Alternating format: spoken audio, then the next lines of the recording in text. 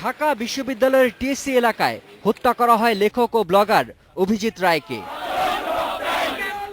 2.5 মাস পর সিলেটে আরেক ব্লগার অনন্ত বিজয় দাসকেও একই কায়দায় হত্যা করা হয়। সোমবার এই 3 জঙ্গিকে গ্রেপ্তারের পর র্যাব জানায় এই 2 ব্লগার হত্যার সাথে এ দলটি সরাসরি জড়িত ছিল। হত্যাকাণ্ড সেখানে সরাসরি সম্পৃক্ততার কথা আমাদের কাছে স্বীকার করেছে। এ দলের বর্তমান নেতা তৌহিদুর রহমান বাংলাদেশি ব্রিটিশ নাগরিক, বয়স 57। গোয়েন্দা সংস্থা বলছে এদেশে যারা জঙ্গি সংগঠনের সাথে যুক্ত হয় তারা মূলত বয়সে তরুণ। তবে আনসারুল্লাহ বাংলা টিমের প্রধান কারাগারে আটক থাকায় তাদের জঙ্গি কর্মকাণ্ডে বাধা পড়ে।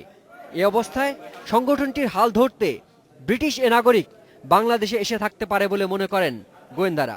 সেই জঙ্গি সংগঠনের কিন্তু একজন টপ মোস্ট লিডার বর্তমানে জেলখানায় বন্দী আছে এবং তার সাথে কমিউনিকেশনের বিষয়গুলো, তার সাথে দেখা সাক্ষাৎ করতে কে গিয়েছে বা কোন পদ্ধতিতে বাকি সদস্যদের দেখা সাক্ষাৎ হয়ে থাকে বা তথ্য আদান প্রদান হয়ে থাকে, এই বিষয়টা কিন্তু আমরা এরা গ্রেপ্তারের আগেও আমরা এই বিষয়গুলো পর্যবেক্ষণ করতাম।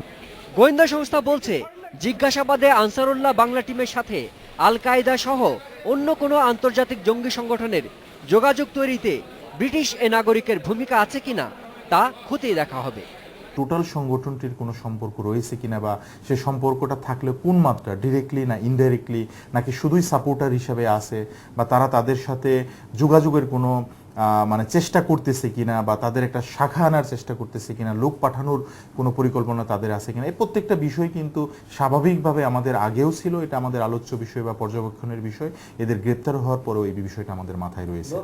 গোয়েন্দা সংস্থার ধারণা ইয়েমেনের আল কায়দা নেতা আনোয়ার আল আওলাকির মতাদর্শে উদ্বুদ্ধ হয়ে কিছু যুবক দেশে আনসারুল্লাহ নেটওয়ার্ক প্রতিষ্ঠা করে ব্লগারদের হত্যা করছিল। শিমুল বাশার, ইন্ডিপেন্ডেন্ট নিউজ, ঢাকা।